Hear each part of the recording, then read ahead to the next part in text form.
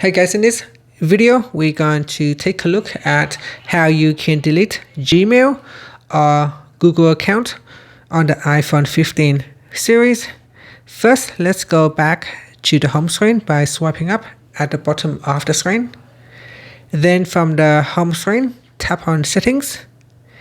Next, in the Settings page, scroll down and then tap on either Mail. In here, you can tap on Accounts.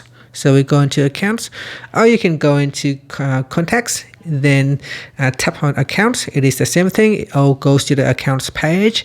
Alternatively, you can also tap on Calendar, then tap on Accounts. Again, it goes to the same Accounts page. In here, tap on Gmail. Then we go down and then tap on Delete Account. Then tap on Delete from my iPhone. And that will remove Gmail or Google accounts from your device. And that's it. Finally, you can swipe up to go back to the home screen. Thank you for watching this video.